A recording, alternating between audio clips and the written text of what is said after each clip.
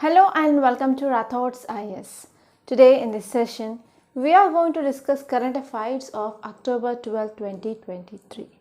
So what are the current affairs we are going to see in this class that will be important from your UPSC point of view, and even if you are preparing for other state public service examination also, this article is very important. And one more thing here is, if you are preparing for any other competitive examination, current affairs will become a bulk crunch in your examination. For that, you have to read one national newspaper every day. So in this class, we are going to take Delhi edition of The Hindu newspaper, and we are going to pick out articles which are important from your examination point of view, and even I will let you know which are the perspectives that you need to think from that point of view, so that will be improve your thought process, and you'll be understanding if you're seeing any article in newspaper, you will get an idea how to read that article from our examination point of view. So what are the things which is given in the newspaper, if you're reading line by line, that will be not at all useful for your examination. You have to do some analysis, that thing that we are going to learn in this class. Is that clear? So first article, it is about Rajasthan elections put off by 2 days. So as you all know that recently Election Commission fixed dates for these elections in 5 states. That is from November 7th to November 30th, and it said that the election results will be done or will be given on December 3rd. But what happened here now, Election Commission of India accepted the request from the state that we are going to have this day Uttani Ekadashi on 23rd, so that they changed the dates of these elections in Rajasthan. So here you have to know what is the role of this ECI, Election Commission of India, and you have to know some basic facts regarding this ECI, and you have to see who are the members of this ECI and what are the role and functions of this ECI. So from this point of view, you can get a question, because elections and electoral reforms is a very important topic, and even it is a favorite area of UPSC, so that you can expect a question. Okay, so you should not leave this article at all. You have to see some basic facts, and if you are much interested, you can open your Polity Lakshmikant. There we have chapter called as ECI under constitutional bodies, so you have to refer that, and even there is chapter of electoral reforms also. So you have to go through that as well. Okay, so this is about this topic. And next topic is Operation Ajay set to evacuate Indian national from Israel. So as you all know that Israel, which is in warlike conditions now. So because of this, it is responsibility of our government of India to bring back Indian citizens who are present in this Israel. And it is coming with operation name is Operation Ajay. So before this operation, even government came up with this Operation Kaveri. Okay, Operation Kaveri, to bring back several thousands of Indian citizens from the conflict-torn Sudan region. So in the Sudan also, yes, there was conflict which this happened, and because of that we came up with this evacuation of Indians from the Sudan, and that operation is Operation Kaveri. So here there will be different operations done by our country in other countries, especially to provide some humanitarian help or humanitarian aid for the countries, or for example evacuation of people. So you have to remember those operations. That will be your prelims question also. So these are the 2 important articles that you have to remember. And apart from this, here there is one article, that is Mastermind of Pathankot attack killed in Pakistan. So actually this article is talking about Jaish-e-Mohammed. So JEM in short. JEM terrorist, name here is Shahid Latif. So he is believed as the mastermind behind this Pathankot attack. So this person has been found dead. Okay, here you have to see some facts regarding this JEM. Okay, so this will be very important. So that's all with this first paper, and you can move on to the city page. So in the city page, there is nothing much important article now today's newspaper. So you can leave this simply. So till November 30th until December 3rd, and even in the till December 10th also, you will be not getting much important articles in newspaper because of elections. So you can take much rest while reading this newspaper, and you can spend this time for your GS preparation. Okay, so whatever the articles that we are going to discuss, that will be more than enough. Nothing more, nothing less. And even the states page also I found nothing much important. And you can directly move on to this editorial page. Yeah, here you can see there is one article regarding a small port. That is, Chinese crew not allowed to come ashore at this Visakhapatnam port. So here you have to see where is this Visakhapatnam port is located. It is the port which is present in Kerala and it is under development. Okay, that's it. And you can move on to this editorial page. So this article is entirely political article. So it is regarding Congress and BJP government. So it is not at all important. You can leave this article. And there is one important article that is about United Nations Security Council reform. So number of times the articles regarding this UNSC reforms are coming in newspaper, and you have to have a content at least like 5 to 6 points in your hand so that you can write a very good answer. So we are going to see what is this United Nations Security Council, that you can write in your introduction, and in body you have to see why we need these reforms in this United Nations Security Council. And apart from that, you have to see like what is a way forward. So why India is eligible to get permanent membership in this United Nations Security Council. So all these points are very important, and this will be directly your mains question. So please be focused when we are discussing this topic. And if you are moving here, you can see there is one article regarding GST. So yesterday we discussed about this topic, and we discussed about this what is extra neutral alcohol. So please let me know what is this extra neutral alcohol in comment box, and what are the different applications of this extra neutral alcohol. And if you move on here in this opinion page, there is article regarding women reservation or women empowerment, equality in society. So already we had enough discussion on that topic, right? So we are not going to discuss much. And here there is one article, it is about remote voting. Okay, there is one article about remote voting. So please let me know what is the meaning of remote voting in the comment box. So if you don't know about this topic, we are going to discuss that topic in tomorrow's class, because already we discussed that topic number of times. So please let me know if you know about this remote voting or not. So if yes, then let me know what is the meaning of this remote voting in the comment box. So if not, please let me know so that we will be having discussion in the tomorrow's class. And this text and context, so recently we came up with some changes in the rules and regulations under this IT Act. So under that, the first important one here is fact check unit. Okay, so we came up with this fact check unit. So because of this, some controversy is going on. So we have to see what is that. So here you have to understand what is the use of this fact check unit, okay, and why it is controversy now. So all these things that you have to remember. And if you move on, here you can see there is one article, that is the events before and after Operation Polo in Hyderabad post independence. So after we got independence in 1947, at that time we have problem with these princely states. So Britishers, they cleverly said that, so princely states, if they want to join Pakistan, they can join Pakistan. If they want to join India, they can join India. Or if they want to be free, yes, they can free. So at that time here, Sardar Vallabhbhai Patel, he played a very important role in uniting our country with these princely states. Yes, he was far successful, but there were some problems he faced in integration of some princely states. For example, Jammu and Kashmir and Junagadh, Hyderabad, etc. So with this Jammu and Kashmir, we have instrument of accession, and with Hyderabad, we government went for this Operation Polo. Okay, Operation Polo, which is for the integration of Hyderabad with our country. Okay, so this is about this Operation Polo, and this topic is important from your post-independent India point of view.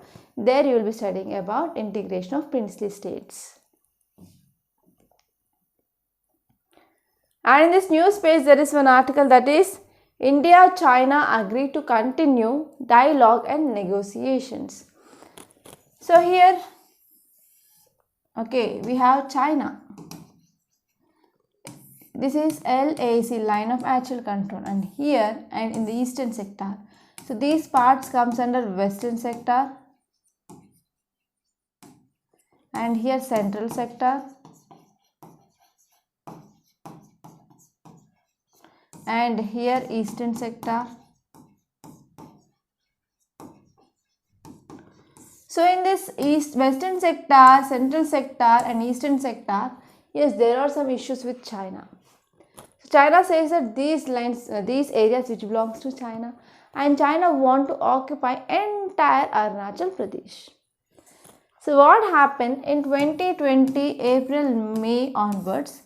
So across this LAC there is military standoff scene, and because of this military standoff, that event led to Galwan Valley incident. So in this Galwan Valley incident, about 20 Indian soldiers, they lost life. Okay, they lost life. So from 2020 onwards, we are going for multiple rounds of talks with China. Commander level talks, high level talks, etc. everything. And even on sidelines of recent BRICS summit and recent G20 also, yes, we had dialogue with China.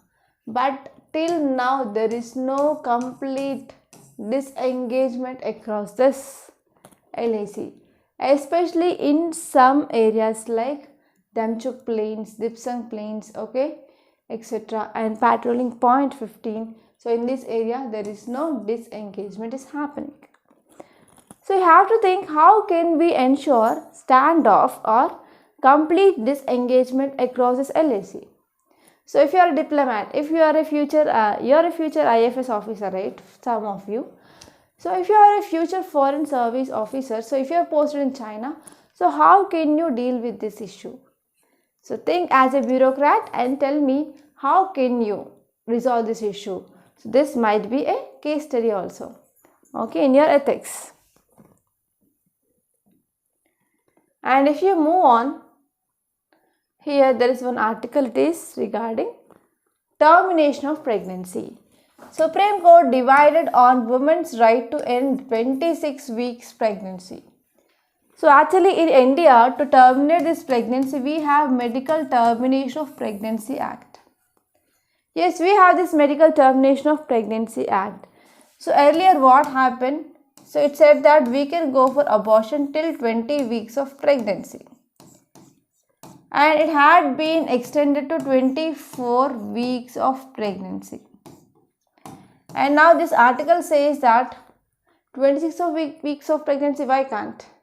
But here court said that, so we will not allow abortions beyond 24 weeks, because there we are not only taking care of mother's health, but even we have to protect the rights of unborn child in the womb of woman.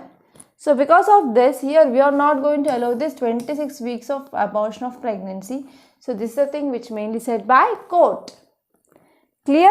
So this is the thing you have to remember.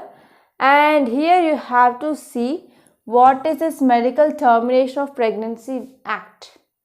Okay, it is act which is present in India, which is regulating abortions in our country.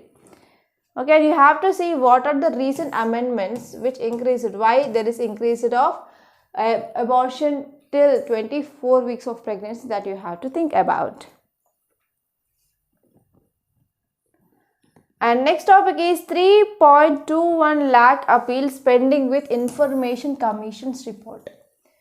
So actually we came up with this Right to Information Act in 2005. So because of this Right to Information Act, we came up in this 2005, that led to empowering of citizens.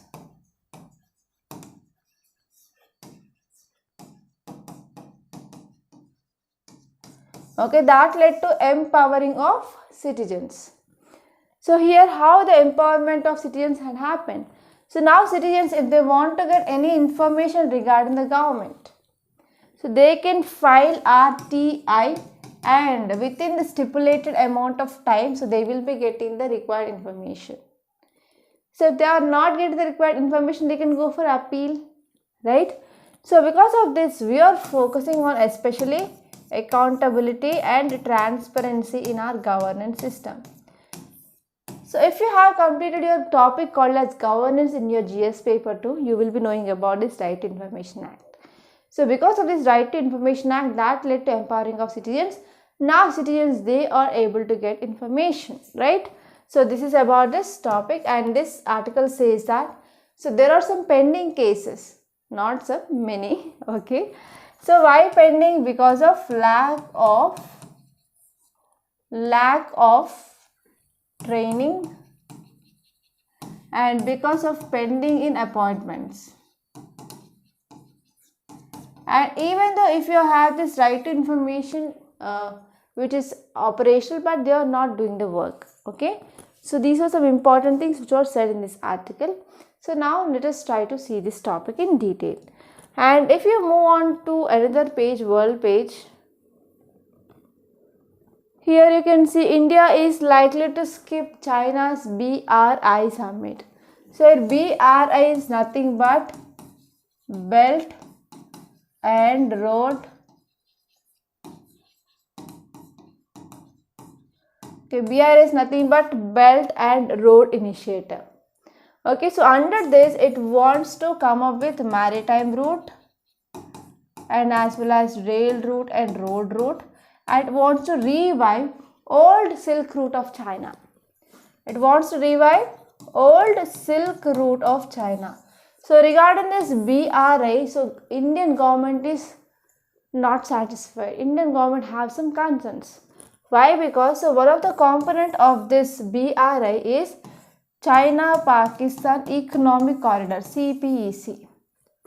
Okay, so one of the component of this BRI is CPEC.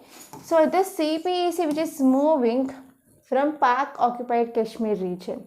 So India says that this region is an integral part of our country. So how without permission of India another country will be entering into the territory of our country? So because of this, India is very much disappointed with this BRI project, and now here this article says that India is not going to join this. Yes, how India going to join this? India will be not joining this, right? So this is about this topic. And why there is meeting now? So here this year which marks 10 year or a decadal anniversary of this BRI project. And this business page also, there is nothing much important from our UPSC point of view. So these are some important articles that appear in our today's Hindu newspaper. Now let us try to see the detailed analysis, okay, of these articles, so that you will be getting idea regarding the points which are important from your mains and prelims point of view. And even I will be also providing you the practice questions, so wherever it is necessary. Okay, so if you are watching this video, so please don't skip the video. So you'll be getting a lot of interesting points and facts. And if you are watching this Rathod's IAS Academy for the first time, do subscribe to Rathod's IAS Academy, because we are providing daily Hindu analysis without any delay and without any skipping in between. Okay, you can check the playlist also. So we are not going to skip even a single day. So if you want to have the continuation in this current affairs, you can subscribe to this Rathod's IAS Academy channel. So if you see context, it says that India is putting in place a major operation, and this operation is to evacuate its citizens who wish to return from the conflict hit Israel. So from Israel who want to come back. So India coming up with operation. So this operation is called as Operation Ajay. So before this also Indian government came up with one more operation. That operation is Operation Kaveri, to evacuate citizens from Sudan. So under this Operation Ajay, so we are going to facilitate return from Israel of our citizens who wish to return. And under this operation, so we are going to have some special charter flights and arrangements being put in place.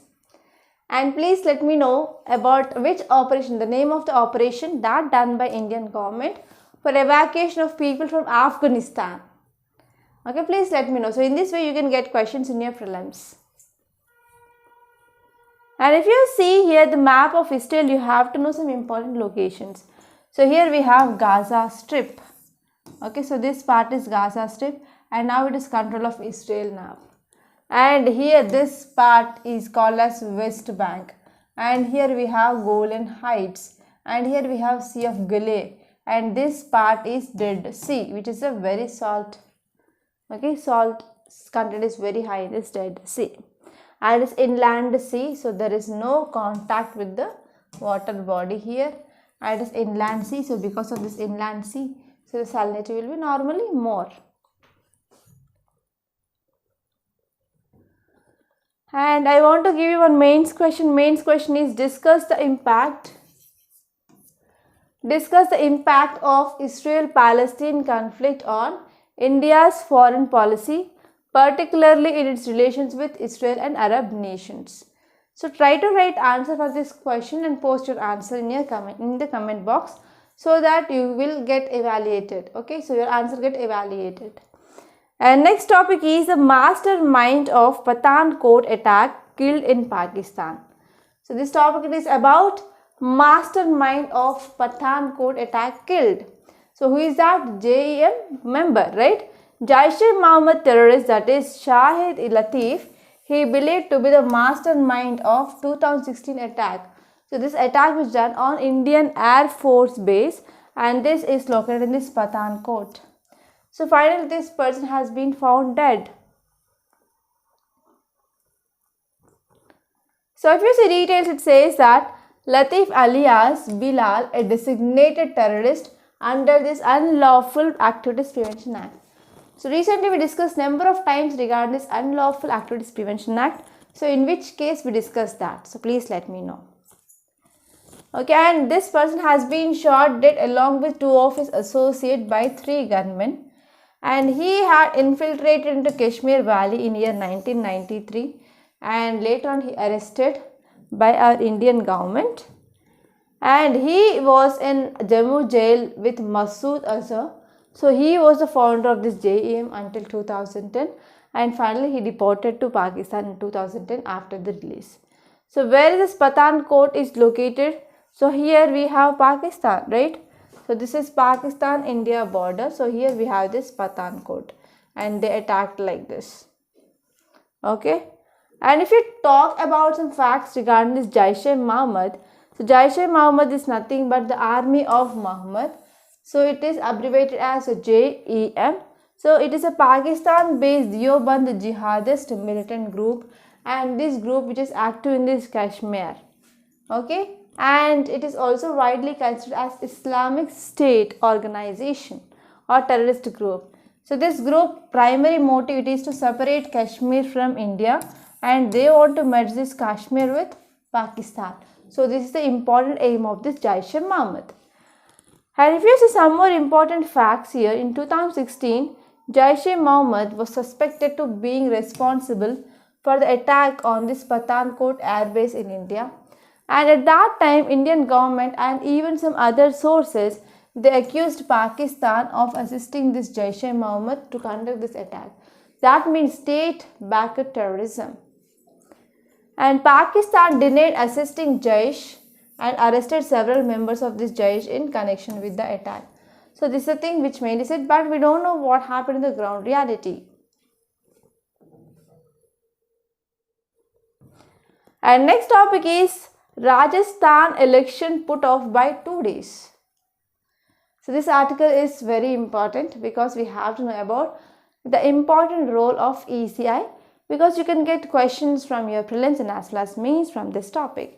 And as I said, this topic is important from your polity which comes under GS paper 2. So context says November 25th declared as the new polling date after Election Commission received several requests in the view of De Uttani Ekadashi on 23rd November. So because of this, they changed the date to 25th November. So Election Commission of India, it is nothing but it is autonomous constitutional authority. Okay, it is a constitutional body that I can say, and it will be administering union government and state government elections. And it was established according to the Constitution of India on 25th January 1950. And this 25th January is also celebrated as National Voters' Day. And the body administered, so this election commission administers elections to Lok Sabha, election to Rajya Sabha and state legislative assemblies in India, and is not concerned with the elections to panchayats and municipalities. So this is very important. So elections for these panchayats and municipalities will be conducted by State Election Commission, not this Election Commission of India. So what are the powers and functions? So first one is it will determine the territorial areas of electoral constituencies throughout the country. That is based on Delimitation Commission Act. So if you are having census, so based on that we will be going for redrawing the boundaries of constituencies, that is called as delimitation. Right, and next one is we are going to prepare and we are going to revise electoral rolls, and registration of eligible voters will be done by this Election Commission of India, and they will be also granting the recognition to political parties, and even they will allot election symbols. Election symbols will be allocated, and even there is a recognition of political parties. And next one here is Election Commission ensures a level playing field for the political parties in elections, and we are going to have the strict observance of them by the model code of conduct. So before elections your model code of conduct will be released, and here if any political party is not following that model code of conduct, and they will be disqualified. And it also decides, Election Commission also decides election schedules for the conduct of elections, whether general elections or by-elections. So it will be having the schedule. So its schedule will be done by this Election Commission of India. So these are some important powers and functions of Election Commission of India. And now I want to give you one prelims question, that is, consider the following statements. So Election Commission of India is a 5-membered body, but it is not 5-membered, it is a 3-member. So we have Chief Election Commission, and we have 2 election commissioners. So here we have, it is a 3-membered body. And the Union Ministry of Home Affairs decides election schedule for the conduct of both general and by-elections. So it is not Union Ministry, but it is Election Commission of India itself decides schedule. So this statement is also incorrect. And this one is Election Commission resolves the disputes relating to the spits mergers of recognized political parties. Yes, this statement is correct. So correct answer here is D, 3 only. So in this way you can get questions in your UPSC regarding prelims from this topic. So you have to know the facts. Is that clear? And now let us move on to next topic. So next topic is about United Nations Security Council reforms. So here you have to know about some basic facts regarding this United Nations Security Council, and you have to see what is the need of reforms now and which are the reforms they had been proposed, and here whether India is eligible for this permanent membership of United Nations Security Council or not. If yes, what are the reasons? So all these things that you have to remember regarding this topic. So first let us see about this United Nations Security Council. So when it was established, so after our World War II completed, so in the 1945, to establish peace and stability, we came up with this United Nations Security Council. Okay, United Nations Security Council established in 1945. It is one of the United Nations 5 primary or principal organs, and this organ or this Security Council which is responsible for maintenance of peace and security. So how many members are there? 15 member states. Out of these 5 are permanent and 10 are temporary. So these permanent members, they also have veto power. So because of this veto power of this permanent 5 members, so they are not allowing to come up with reforms. For example, China is stopping that. So China is saying that if India is getting the permanent membership, even Pakistan is also eligible. Okay, like that here the China is using its veto power to stop India's entry as a permanent member in this United Nations Security Council. And the 5 permanent members are like US, Russia, France, China and UK. So US is supporting, Russia is supporting and France is supporting, but China, it is the country which is stopping India's entry or the reforms in this United Nations Security Council. And 10 non-permanent members will be elected for tenure of 2 years. Okay, and India, which had served as non-permanent member for 8 times. Okay, so this is about this topic. And what are the proposed United Nations Security Council reforms? So first one is we are focusing on expansion of membership. So first one is expansion of membership. So current membership of United Nations Security Council shall be expanded to make it more representative of world's region, culture and people. So here we can go for expansion of this membership, and we can remove the veto power which is enjoyed by these 5 permanent members. And next one here is regional representation. So currently non-permanent members are elected on the regional basis, but from the region, so there is no proper representation. So because of this, here we have to come up with regional representation, and we have to focus on even transparency, accountability. Transparency and accountability is not present in this United Nations Security Council. So these are the 5 important proposed reforms for this United Nations Security Council. So what are the arguments in favor of permanent membership? So first here is we have huge population. So India is home to around 18% of world's population, and that too with 1.4 billion people. Such a large population needs permanent representation of the world stage. So as you all know that India is going to beat even China soon. So it is according to United Nations Population Prospects report, right? So it is having 18% of world's population. So why can't India get the permanent membership? Yes, right? Will you accept or not? And next one is economic significance. So India is recently became the 5th largest economy in terms of GDP. So because of this, yes, India is eligible to get permanent membership. And even if you're talking about military capabilities, so India is also one of the rising military power in the world. And India ranked 4th in global firepower index behind US, Russia and China. So it is also ahead of P5 countries like UK and as well as France.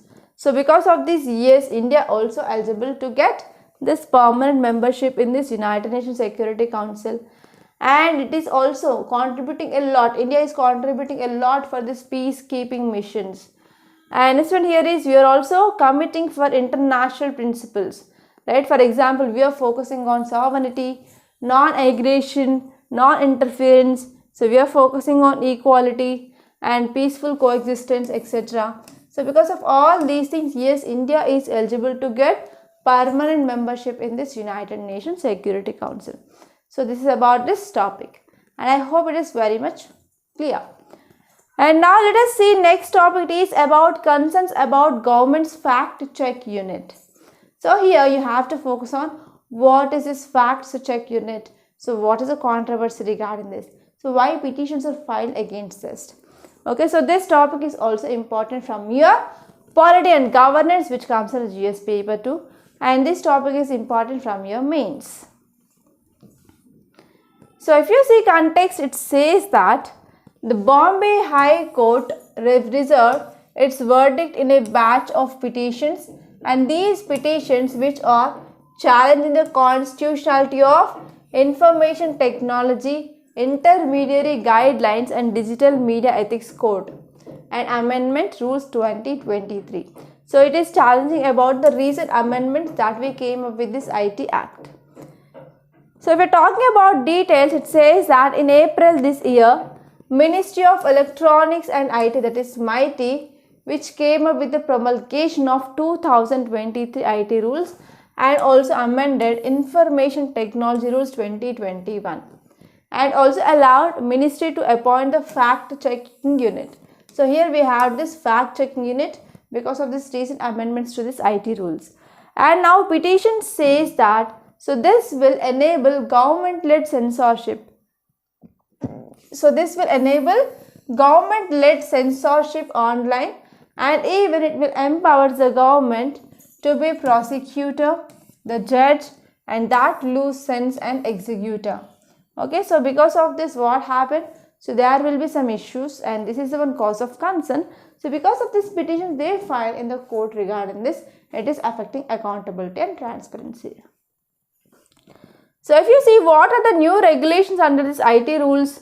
So first one here is, in 2021 IT rules replaced previous guidelines, and it sought to regulate this intermediaries and news digital media. So here the social media platforms, they were required to provide technological solution to identify first origination of any information risking privacy. So if there is any information like misinformation, disinformation, so which is fastest spreading in social media, that will be threat. So because of this we need to identify so where this information has been originated. So who is the first originator of this information? So this social media platforms, now they need some technological solution so that they can arrest or they can control this spread of misinformation or disinformation. And this amendments in 2023 which gave the government power to decide for itself what information is bogus, okay, which is a false information, which is a misinformation, which is a disinformation, etc. And it's also giving the powers of censorship by compelling intermediaries to tackle down the posts which are deeming to the false or fake. And the new regulations, they will also threaten freedom of speech and civil liberties in India. So they are also threatening this freedom of speech and civil liberties. And it's Article 19(1) subclass A of Indian Constitution. So it is a fundamental right which is present in our Part 3 of our Indian Constitution.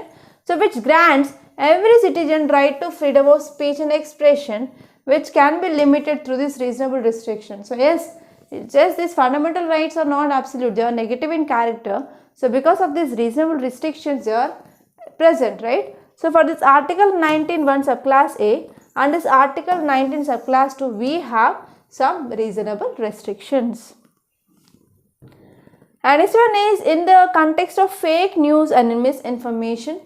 They are not grounds on which speech can be limited, and amendments made to this IT rules do not caveat the restraints they place in any manner. And the fact check unit has limitless powers, and under this it will be deciding what information is false and compel social media intermediaries to act based on these findings. So because of this is issue that here the power is present with the government to decide which information is fake and which information is true. So there will be some biased decisions will be taken by the government. So because of this, it is one cause of concern now. And next topic is about Information Commission. Okay, so 3.21 lakh appeals are pending before this Information Commissions. So this is a thing which mainly said by a report. So if you see context, it says that more than 3 lakh appeals and complaints, they are pending in 27 state commissions, state information commissions in the country. So this is according to the new report. So it says that 3,21,537 pending appeals are there. And maximum is seen in state of Maharashtra, and second place is Karnataka, and Tamil Nadu third place. So 4 information commissions like Jharkhand, Telangana, Mizoram and Tripura. So there are even those information commissions are dysfunctional. And 6 information commissions, they are currently headless. There is no central information commissioner. Okay, so this is the issue here. And if you're talking about this Right to Information Act, so here genesis of this Right to Information Act was started in 1986 through the judgment of Supreme Court. You have to remember that case. That is Mr. Kulwal versus Jaipur Municipal Corporation case.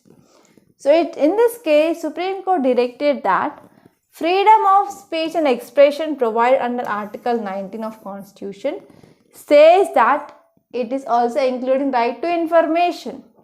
Without information, the freedom of speech and expression cannot be fully used. So here right to information, which also comes under the part of Article 19, which talks about freedom of speech and expression. So this is the thing which mainly said by Supreme Court in 1986 itself. And later on that it has been implemented in order to see Indian citizens are enabled to exercise their rights and to get information from the government or from the different public utility services. And this act which replaced Freedom to Information Act in 2002, and this act which have an objective to help citizens to get quicker services from the government agencies. And this act which aims to achieve the corruption-free India so that we can enhance accountability and transparency in our governance system. And now I want to announce this course, that is daily mains answering course, which had been started on October 9th. And it is not too much late, you can join now also. So in this week you can join this course of mains answer writing. So in this course we are covering entire your GS, which includes GS1, GS2, GS3, GS4. And here on every Sunday you will be having case study or essay writing practice. And for every question we are going to provide you the model answer so that you can generate the content also. So if you are facing problem with the content, so you can generate content or you can gather the content under this course, and even there will be detailed evaluation of your answer. And after evaluation you will be getting feedback, okay, where you are missing, so what can be written, so what you wrote, whether you address the demand of question or not, whether you are writing answer within the word limit or not, and whether you are presenting with diagrams, flow charts, maps, etc. or not. So everything will be given a detailed feedback. And we will be having live doubt hearing sessions on every Sunday at 7 p.m. So there we will be also having this online essay writing and case study practice as well. So this course will be very useful. Try to join this course. And the cost of this course here is 8,200 rupees. And if you can't pay this amount in one go, you can pay in 2 installments. So this facility is also available. And this course is already started in this October 9th, so you can join now, so it is not much late. And here if you want to join this course, you can call me on this number 8074765513, or else you can visit this rathodsisacademy.com website. There you can log in with your account and you can simply join the course there itself. So these are some important things that you have to remember regarding this course. And this sessions will be done through Zoom sessions, so that you can also raise your voice so that your doubt can be resolved. And that course will, in that live sessions, interactions will be two-way, so that you can share your opinions, so that you can also improve your communication skills. And one more thing is, if you want to get the notes of this class, you can join the Telegram channel. Okay, you can join the Telegram channel. The link is given in the description box, and this is our Telegram channel, Rathod's IS classes.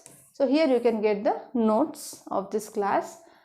And this is our Rathod's IS Academy YouTube channel. You have to subscribe to this channel, so that whenever we are posting any video, you will be getting updates, so that you will be not missing any video. And this is our website, Rathod's IS Academy website. So whenever you are entering to this website for the first time, you have to do register. Okay, so you have to click on login or register, click on do not have account and fill all these details, and you have to register. So after that you can log in with the ID and password, and you can click on this courses, then course list.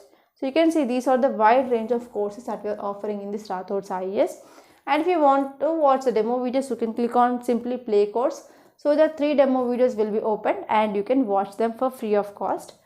And here we have this daily mains answer writing course, you can join there. And at last you have this foundation course for UPSC 2024 and 2025. So you can join that. There you will be getting each and every subject of your GS, along with prelims test series and the prelims booster course, mains answer writing course, and as well as mains test series. Everything will be there with mentorship support for 2 years. And the cost here is 45,000 rupees. And even if you can't pay that in a single go, you can pay in installments as well.